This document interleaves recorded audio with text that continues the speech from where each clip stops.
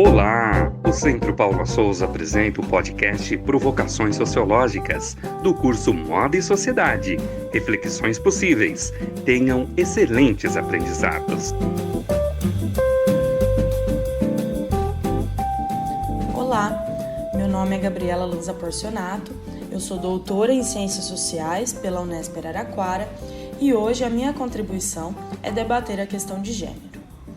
Pois bem, a questão de gênero ou os estudos de gênero é uma área de conhecimento muito importante nas ciências sociais, na filosofia, enfim, é uma área interdisciplinar, no qual várias ciências convergem, tanto as ciências humanas como as biológicas.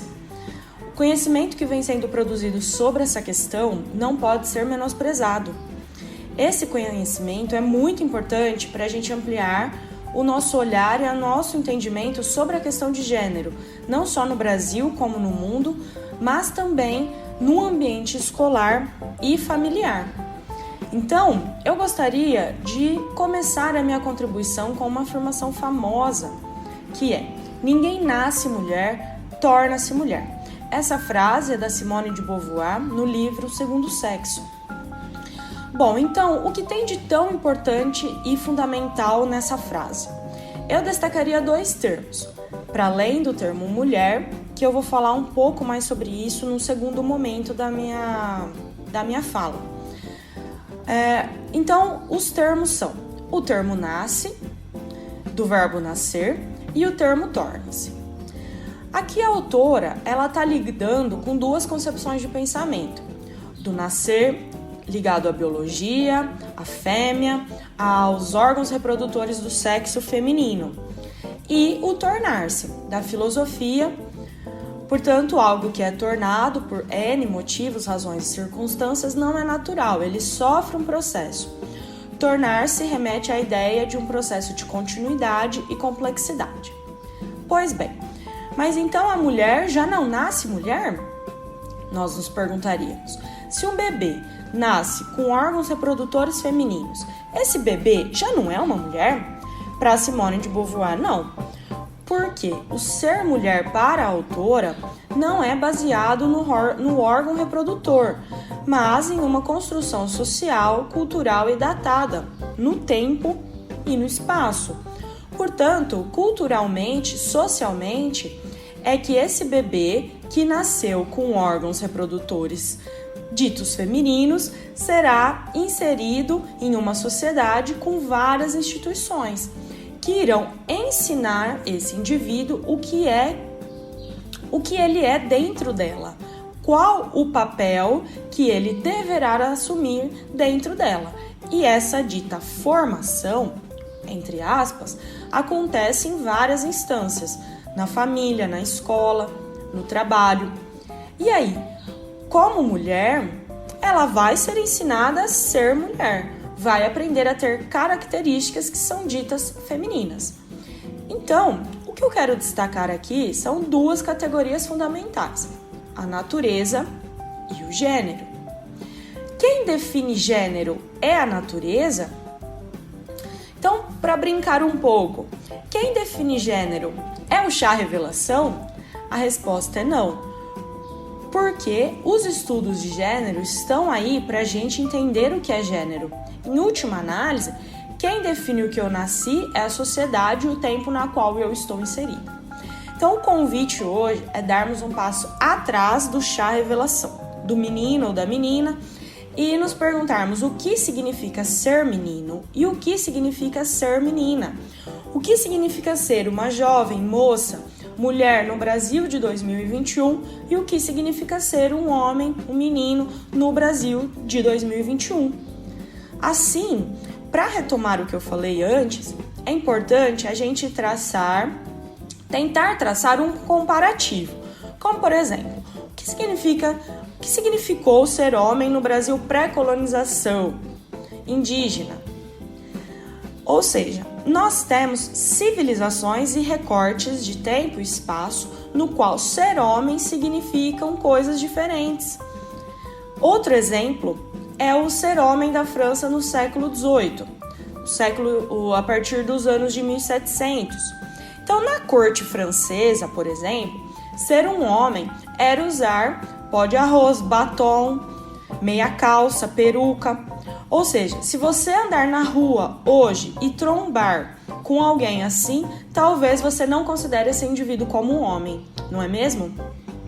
Bom, a Netflix tem várias séries que vão retratar essa época francesa e europeia como um todo, porque a França ela tem uma grande influência no comportamento e nos modos de ser e de se vestir dessa época.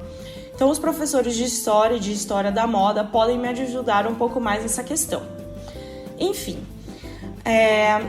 a Simone de Beauvoir, o que ela tenta fazer, então, é explicar, ela busca entender o que é desempenhar um papel de gênero, no qual gênero é um processo de socialização. Portanto, nascer com órgão reprodutor dito feminino ou dito masculino não designa o seu gênero.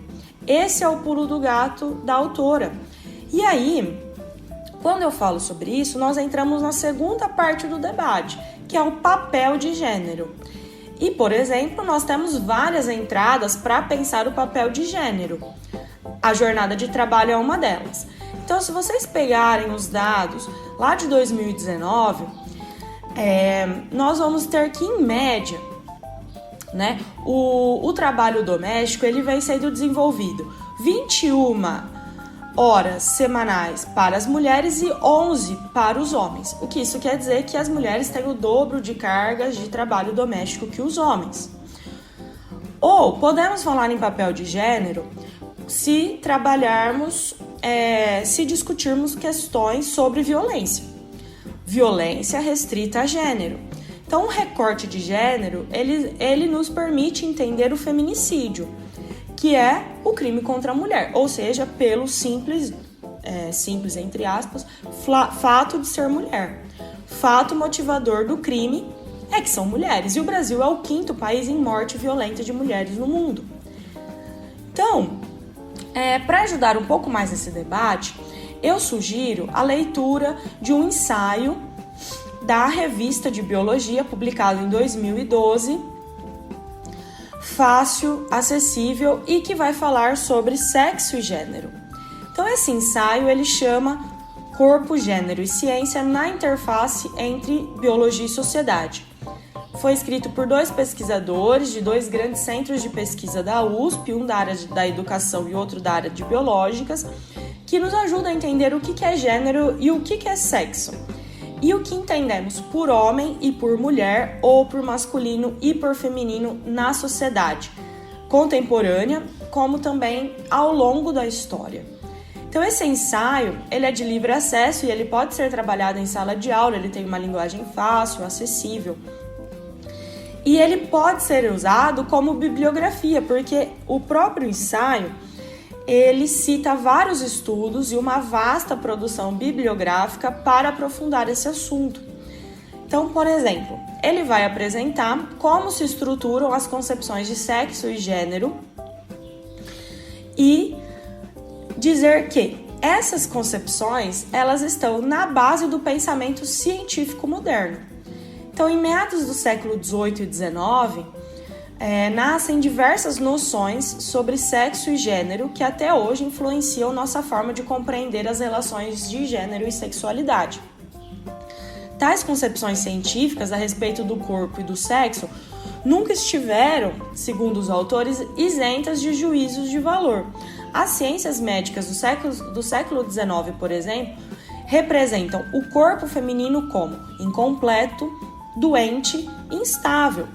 As mulheres, naquela época, elas eram entendidas como homens invertidos. E as explicações, elas descreviam, na época, com detalhes, como a genitália feminina era uma versão invertida, imperfeita, do aparelho genital masculino. Ou seja, as diferenças anatômicas entre homens e mulheres justificavam uma suposta inferioridade feminina. Para vocês terem uma ideia, os mesmos estudos eram observados nos gametas, no qual eles descreviam, atestavam que o espermatozoide era ativo, ágil e forte, e o óvulo como passivo e à espera de um espermatozoide. Então, tais explicações resultavam em interpretações acerca do homem e da mulher. Então, a visão predominante apoiava-se na ideia de que a natureza, por si só, a biologia, já havia determinado uma ordem baseada no sexo. Então, existia uma razão científica, uma justificativa, e caberia à sociedade respeitá-la na esfera social e política. Então, essa visão determinista, respaldada pela ciência, pela biologia, pela dita razão científica, ela está amplamente difundida no senso comum. O ensaio, portanto, que eu acabei de citar, ele busca rediscutir a biologia à luz dos estudos sociais. O exercício de reflexão procura reconceituar certas verdades, entre aspas, ou ditas verdades. Então, em um primeiro momento, havia uma dicotomia entre sexo e gênero. O primeiro, como eu já falei, referia-se a qualidades biológicas, o corpo, e o segundo, as qualidades socioculturais, o caráter, comportamento dos indivíduos. Então, o ensaio ele vai dizer que parte dos estudos feministas da contemporaneidade não vai adotar essa dicotomia. Então, este sentido dicotômico de sexo versus gênero, de natureza versus social, ele não está sendo adotado nos estudos contemporâneos, tá? Então, o que os estudos contemporâneos eles vão denunciar? Que manter essa rígida dicotomia entre sexo e gênero transparece a ideia de que apenas um deles é construído, o gênero, e o outro já tem uma posição segura e confortável de natureza, Então, a partir dessas diferenças percebidas entre o sexo, constrói-se todo um sistema simbólico sobre homens e mulheres e vai repercutir praticamente todos os aspectos da sociedade, tá? Então, por mais que nós habitemos em uma sociedade que separa de forma extremamente binária o sexo masculino e o feminino, e tá aí as Olimpíadas para a gente refletir um pouco mais sobre isso, nós não podemos generalizar que todas as culturas ao longo da história adotaram tal perspectiva. Então, as identidades de gênero e sexualidade, elas são diversas, de tal modo que a presença ou não de um cromossomo Y pouco diz a respeito do lugar social que aquele indivíduo ocupa na sociedade. Então, pessoal, percebam que depois que a gente se debruça sobre essa discussão, ela fica um pouco absurda, não é mesmo? Pois então, a gente continua a pensar qual o papel da mulher e qual o papel do homem? Por que então a gente continua a pensar qual o papel da mulher e qual o papel do homem? Seria como pensar qual o papel do negro num recorte de raça ou qual o papel do pobre num recorte de classe. Qual que é o papel do pobre? É ser explorado? É gerar riqueza? É deixar o rico mais rico? Ou qual o papel do rico? É passar férias nas Maldivas?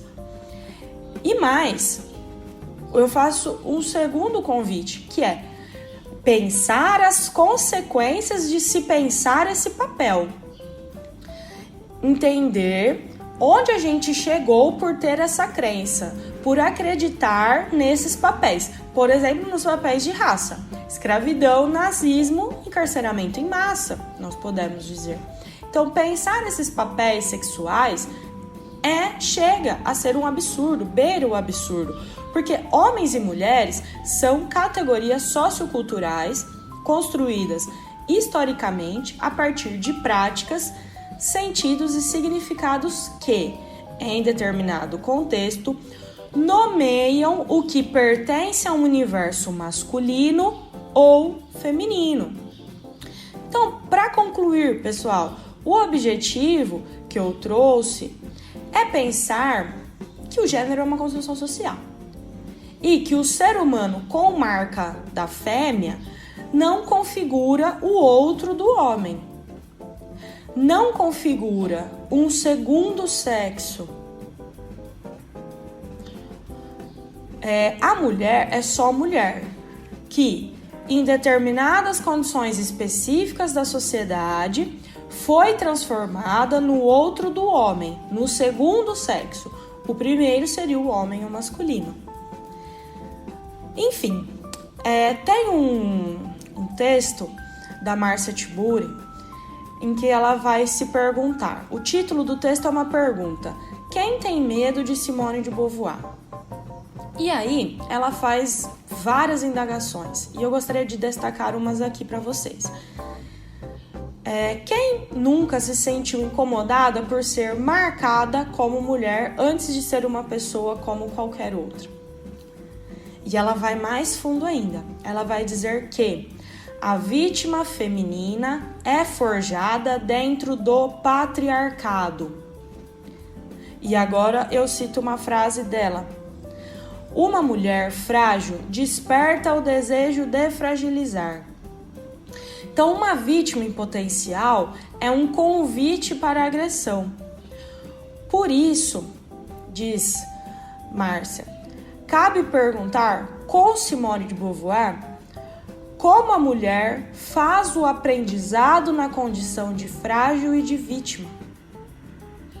E aí ela responde: se uma resposta já não pode se sustentar do ponto de vista da natureza, da biologia, que cultura é essa que a inventa?